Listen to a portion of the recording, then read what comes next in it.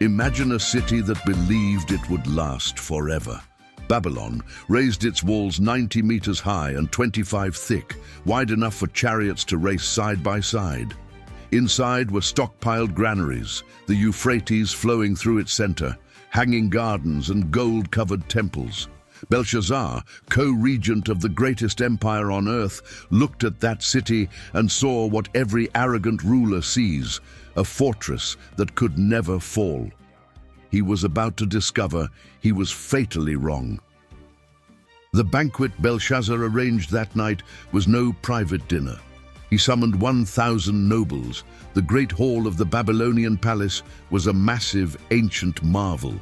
Cedar columns, walls lined with blue and gold tiles, and fierce lion reliefs. Wine flowed freely, music filled the hall. Belshazzar, at the center of it all, drank until his absolute power and intoxication merged into a ruler's most dangerous state, the complete, intoxicating illusion of sheer invulnerability. Then came the order that defined that night forever. Drunk, swollen with his own greatness, Belshazzar commanded that the gold and silver vessels his grandfather Nebuchadnezzar took from the temple in Jerusalem be brought out. Sacred vessels. Objects consecrated to the God of Israel, instruments of worship from a destroyed city held as war trophies. Belshazzar ordered them filled with wine and handed to his nobles and concubines. It was not just a gesture, it was a vile declaration. They drank. From the gold of the temple they drank wine. While they drank, they praised gods of gold, silver, bronze, iron, wood, and stone. Gods who could not see, hear, or respond. The text preserves this detail deliberately. This wasn't merely drunkenness. It was a theological statement, a declaration that the God of Jerusalem was irrelevant, that the God whose vessels now served Babylonian wine had been defeated. That declaration would receive a brutal answer before the night ended. The feast was the kind of excess empires build when they believe in their own permanence, harp and flute music, perfumed women, nobles in purple and gold, the Euphrates running below the palace as if nature itself served the city. Outside those walls, a fact Belshazzar either ignored or pretended not to know, the armies of Cyrus the Great had surrounded Babylon. The siege was fully set. The city was encircled. The deadly trap was finally closing, one silent calculation at a time. Belshazzar must have known. Information reached him.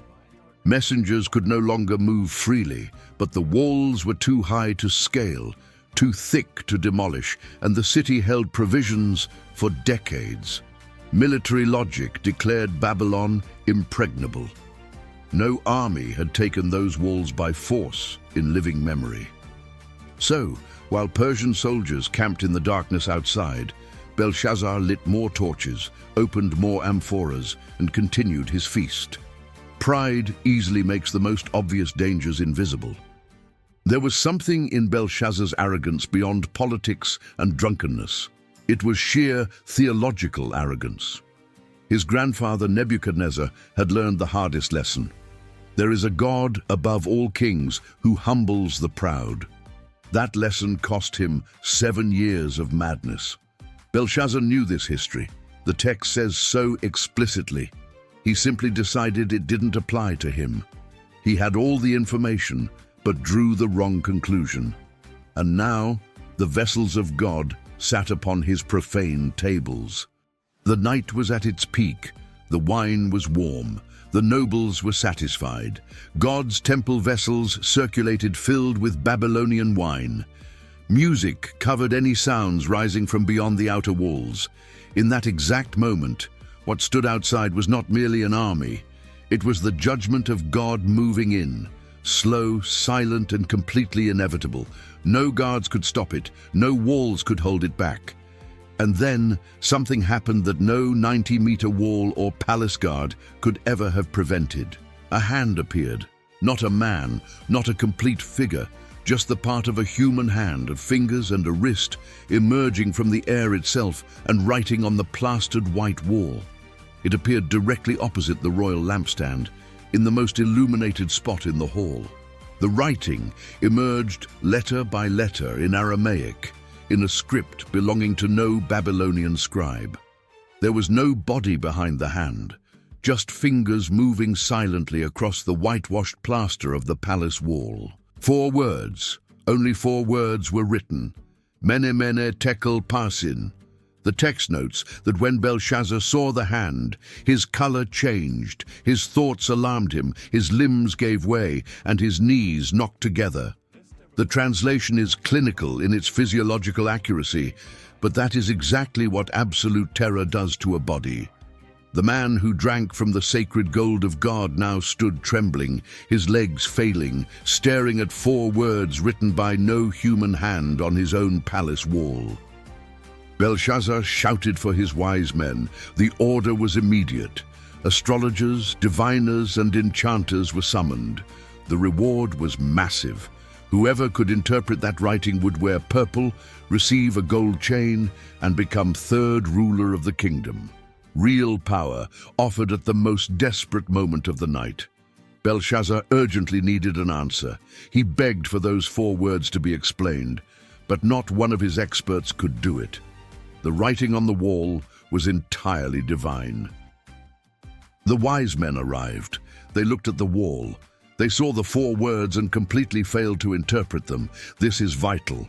They could read the standard Aramaic letters, but the meaning remained hidden. The writing was from God. The message was His alone to reveal. Only the person God chose could understand it. The greatest experts of the most powerful empire on earth stood in total silence before a plastered wall.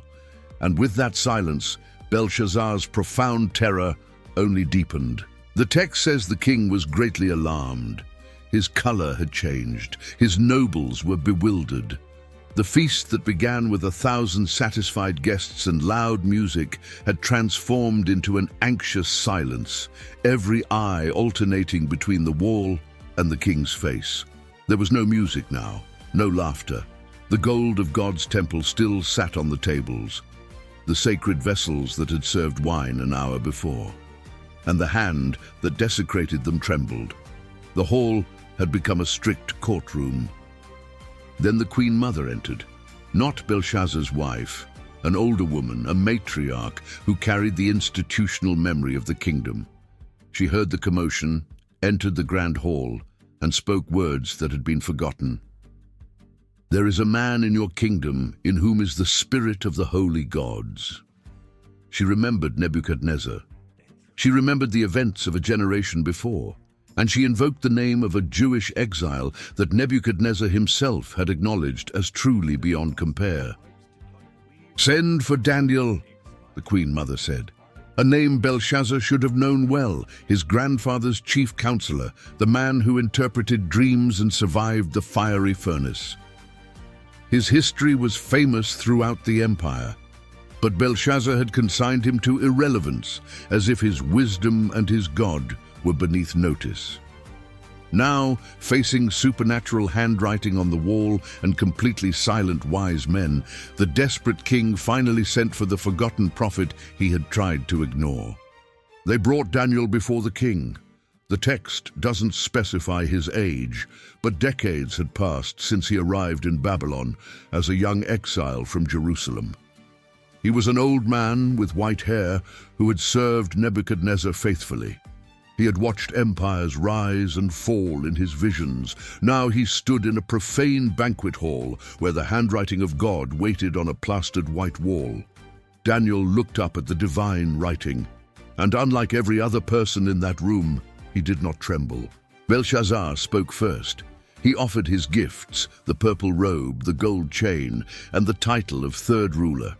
He tried to buy the interpretation before hearing it, treating God's justice like a commodity. Daniel answered with the icy calm of a man free from Babylon's seduction. Keep your gifts for yourself and give your rewards to someone else. Nevertheless, I will read the writing to the king and make known to him the interpretation. No negotiation, just the heavy, undeniable truth. Before interpreting, Daniel taught, Belshazzar needed to understand the context of what he was about to hear. The focus was his predecessor. "O king, the Most High God gave Nebuchadnezzar your father kingship, greatness, glory, and majesty." Daniel started at the foundation. A king's power is granted, never truly earned. All human authority is borrowed. Nebuchadnezzar forgot this vital fact, and his brutal humiliation was the direct, undeniable consequence of that blinding arrogance. Daniel narrated his grandfather's drama, the prideful heart, the extreme arrogance, and a fall that struck like lightning. When his heart was lifted up and his spirit hardened in pride, he was deposed from his royal throne and his glory was taken. He spent 7 years living among wild animals, eating grass like an ox, drenched by the dew.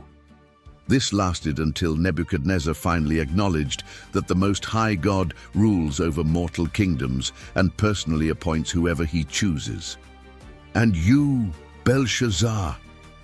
The ultimate accusation pivoted on that phrase. It wasn't an abstract condemnation, but a clinical diagnosis.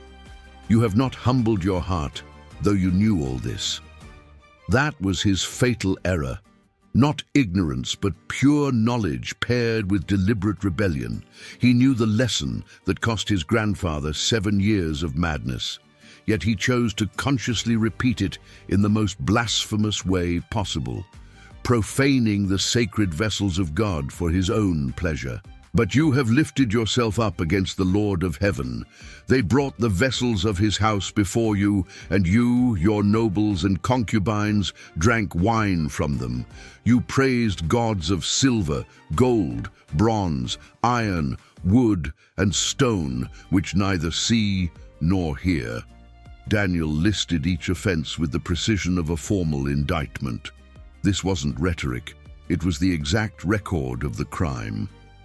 And then came the brutal conclusion explaining the hand on the wall. "But the God in whose hand is your breath, and whose are all your ways, you have not honored." This summarizes the central problem of Belshazzar and anyone who takes the air they breathe for granted. The God who sustains each heartbeat, who gave him royal power, wealth, and intelligence, this God was utterly ignored. That was the crime. Not political, not strategic, ontological, a fatal failure to recognize the most fundamental reality of existence itself. The hall was completely silent. 1,000 nobles listened to an old Jewish prophet confront the king of the greatest city on earth with words no palace counselor would dare speak. Daniel had no interest in Belshazzar's approval, the purple robe, or the gold chain. He was there to deliver a heavy message, including the harsh truth no one wanted to hear. That is the defining quality of a true prophet, to declare what was commanded, not what the king desires to hear. The silence between the accusation and the interpretation was suffocating. Belshazzar knew what was coming wouldn't be good. Anyone with clarity of mind in that hall felt it. The divine hand hadn't appeared to bring a blessing. Those 4 words were not a list of achievements to celebrate. They were a brutal verdict. And Daniel, the forgotten exile, was the messenger of a god Babylon had ignored for far too long. The hall waited. Daniel finally turned to the wall. This is the writing inscribed, MENE MENE TEKEL and PARSIN. Daniel read the words aloud, 4 Aramaic words the wise men couldn't interpret. Perhaps because to interpret God's judgment, you must know the God who judges. MENE means numbered. Tekel means weighed. Parsin is the plural of peres, meaning divided. 3 concepts of strict measurement, 3 fatal sentences compressed into 4 words, the ultimate economy of divine language in its purest, most concentrated form. MENE, God has numbered the days of your kingdom and brought it to an end. The word evokes a countdown that has hit 0. Belshazzar's reign was granted a specific number of days, and that limit was reached on this exact night. No extensions, no negotiations. The time was up, and the God who numbered those days does not revise his ledgers. The Babylonian kingdom had reached its absolute end with the cold precision of a divine accountant who never makes errors or grants appeals. Tekel, you have been weighed in the balances and found wanting, the ancient scales of judgment applied directly to a living king at his own feast. Belshazzar had been placed on the divine scales. All his immense power, his wealth, his royal lineage, his 1,000 nobles, everything was weighed, and he came up short. The only weight that truly mattered was entirely missing, the acknowledgement of God and true humility before him. The divine scales simply do not lie. Peers, your kingdom is divided and given to the Medes and Persians. The final sentence, not a future threat, but a present fact stated as already accomplished. The very empire whose massive walls made its people so confident was already in Persian hands. Military logic claimed Babylon was completely invincible. The logic of God declared it finished. And God's logic doesn't negotiate with walls. It operates strictly by decrees. The walls still stood, but the kingdom was gone. The interpretation was complete. 3 sentences, one for time. The days have ended. One for character, weighed and found wanting. One for territory, divided and delivered to the enemy. Daniel had said it all. What is extraordinary is what Belshazzar did next. He kept his word. He ordered Daniel clothed in purple, placed the gold chain around his neck, and proclaimed him the 3rd ruler. He honored the messenger of his own doom. On the very worst night of his life, he kept a promise. There is something tragically dignified in that gesture. Belshazzar was condemned, hearing it straight from the prophet's mouth. Yet he still fulfilled his promise to the man who delivered the fatal verdict. He didn't kill the messenger. He honored him. Perhaps in that fleeting moment, Belshazzar recognized the absolute truth. The arrogance of the feast had dissolved before the wall. He discovered entirely too late a sliver of character he never knew he possessed until the very end. In that hall, with the writing still glaring on the wall and Daniel dressed in purple, what were the nobles thinking? Some were too drunk to grasp it. Others understood perfectly. The kingdom ends tonight. The Persians are coming. Yet the massive walls were still standing, the gates closed, the guards at their posts. To the human eye, Babylon still existed.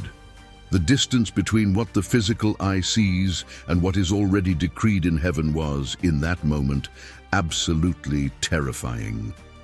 Jeremiah prophesied about this night decades before. Her walls have fallen, for this is the vengeance of the Lord. Isaiah had called Cyrus the Persian by name over a century before he was even born. Babylon's judgment was no divine improvisation. It was meticulously planned, announced, and prophesied.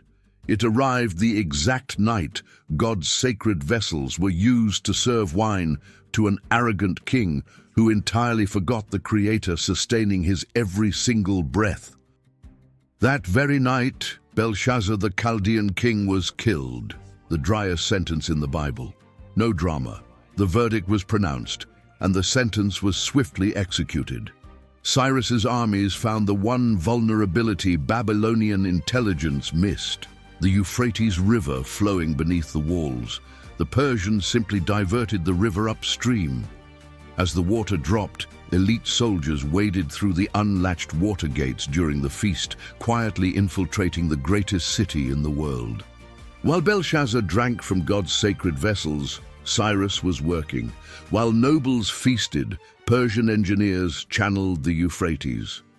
While music echoed in the palace, soldiers moved silently through the dry riverbed beneath the impenetrable walls. The fortress that took generations to build and protected the world's greatest city was breached not by brute force, but by quiet brilliance, and the fatal distraction of a foolish king who chose a drunken feast over basic vigilance. History suggests the city's inner gates were left wide open that night, unthinkable during a siege, but absolute confidence in the outer walls caused internal protocols to be ignored. The feast was a blatant declaration of indifference to danger. And that indifference cost them everything. When Persian soldiers reached the interior, they didn't face an army. They found a banquet. They found a king who had been numbered, weighed, and found wanting before he even understood what it meant. Darius the Mede received the kingdom. The transition was immediate. One of the greatest powers the ancient world had ever seen, the brutal Neo-Babylonian Empire, the destroyers of Jerusalem who exiled God's people, collapsed in a single night. Not in years of gradual decline, not in decades of grinding war, in just one night, brought down by 4 words on a wall, a diverted river, and an arrogant king who had foolishly chosen a drunken feast over maintaining basic watchfulness. Isaiah wrote, "How you have fallen from heaven, morning star, son of the dawn," words originally about Babylon, later tied to Lucifer's fall, capturing the exact pattern of pride trying to rival the Most High. Human arrogance constantly repeats this script. Power fuels self-sufficiency, which leads to forgetting God. And forgetting God brings a fall so devastatingly sudden that witnesses simply cannot believe how fast it happened. The mighty Babylon fell in a single, silent night. What do those 4 words mean for all of history? They mean human empires have a number. They have a weight by which they are judged, and a division that strikes when time runs out. Rome was numbered. Every empire that forgets the God who sustains its breath, twisting the sacred to serve its own greed, unknowingly writes its own MENE MENE TEKEL PARSIN. History never tires of repeating that exact same night in Babylon, playing it out across the centuries on both small and massive scales. But Daniel chapter 5 wasn't written just for nations. It was written for people. For every human who, like Belshazzar, knows the harsh lessons of history and deliberately ignores them.